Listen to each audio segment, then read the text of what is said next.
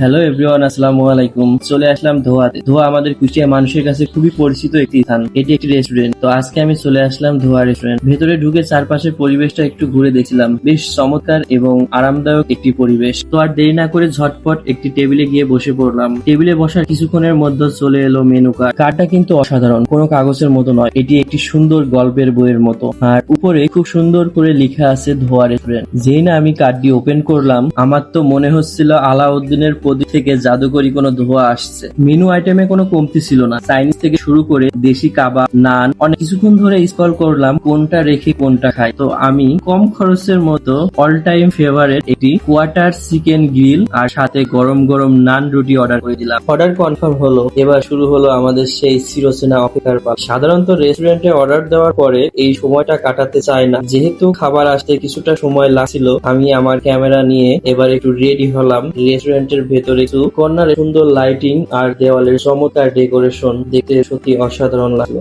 আর সাথে ব্যাকগ্রাউন্ডে হালকা মিউজিক আর পরিবেশটা অপেক্ষমান হলেও বেশ উপভোগ্য ছিল। তারপরে অবশেষে অপেক্ষার অবসর ঘটিয়ে টেবিলে চলে এলো আমাদের অর্ডার করা গরম গরম চিকেন গ্রিল আর তুলতুলে নান রুটি।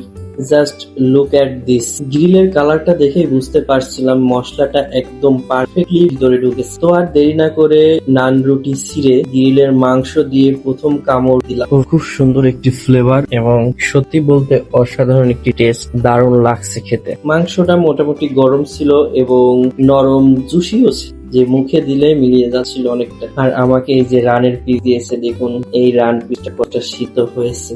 এখানকার বেসিন ওয়াশরুম এরিয়াটা মোটামুটি পরিষ্কার ছিল, যদিও হালকা পাতলা টিস্যু পেপার পড়েছিল। তো এটা আমার কাছে আসলে একটি নেগেটিভ দিক লাগছে। তো যাই হোক, হাত মুখ ধুয়ে একদম ফ্রেশ হয়ে চলে আসলাম সোজা বিল কাউন্টারে। আজকাল ক্যাশ টাকা ক্যারি করায় ঝামেলায় কে জড়ায় বলেন? তাই পকেট থেকে ফোনটা বের করে ঝটপট বিকাশের মাধ্যমে কিউআর কোড স্ক্যান করে বিলটি পেমেন্ট করে দিলাম। ব্যাস, পেমেন্ট সাকসেসফুল। বিল তো দেওয়া হলো, কিন্তু সুন্দর একটি রেস্টুরেন্টে আসলাম, ছবি তো তুলতে হবে, তাই না? তাই বের হওয়ার আগে রেস্টুরেন্টের বেশ কিছু স্পটে দাঁড়িয়ে বেশ কিছুক্ষণ ধরে একটু ফটোশুট করে নিলাম। তাদের এখানে বার্থডে পার্টির জন্য আলাদা একটি স্পট মতো আছে। এখান থেকে যদি কেউ চায় বার্থডে পার্টি অনুষ্ঠানটি এখান থেকে করতে পারে। তো সবশেষে যাই হোক, ফাইনালি রেস্টুরেন্ট থেকে বের হয়ে চলে আসলাম। রেস্টুরেন্ট থেকে বের হয়ে চলে এসে তো আমার চোখ কপাল, কারণ পার্কিং স্থানে বেশ কয়েকটি বাইক জমা পড়ে গেছে আর আমার বাইকটি ভেতরের দিকে চলে গেছে একদম। তবে দমে যাওয়া পাত্র তো আমি নই। খুবই সাবধানের সাথে আস্তে আস্তে একটা দুইটা করে বাইক সামনের দিকে একপাশে রাখলাম, যাতে করে কারোর বাইকের সাথে কারোর বাইক স্ক্র্যাচ না পড়ে। তারপরে অনেক সতর্কতা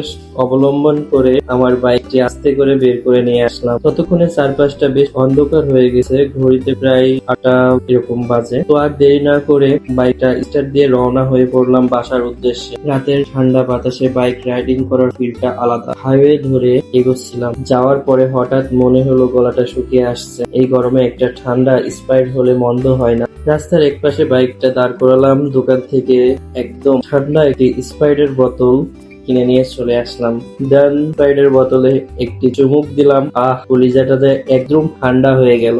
ক্লান্তিটা নিমিষেই গায়েব। স্প্রাইট শেষ করে আবারও বাইক স্টার্ট করে দিলাম বাসার। অবশেষে সুন্দর একটি রাইড শেষ করে নিরাপদে পৌঁছে গেলাম বাসায়। বাইকটা গ্যারেজের ভিতরে ঢুকিয়ে একদম সেফ জায়গায় পার্ক করে দিলাম। এরপর গ্যারেজ থেকে বের হয়ে সোজা আসলাম বিল্ডিং এর ভেতরে, লিফটের কাছে। লিফটের সুইচ ক্লিক করে এখন অপেক্ষা করছি উপরে যাওয়ার জন্য। তো আজকের এই ধোয়া রেস্টুরেন্টে খাবার আর রাতের এই রাইড সব মিলিয়ে ব্লগটি আপনাদের কাছে কেমন লাগলো অবশ্যই কমেন্টে জানাবেন। সবাই লাইক, কমেন্ট, শেয়ার করতে ভুলবেন না। দেখা হবে পরবর্তী কোনো ভিডিওতে। ততক্ষণ সবাই ভালো থাকবেন, সুস্থ থাকবেন। আল্লাহ হাফেজ।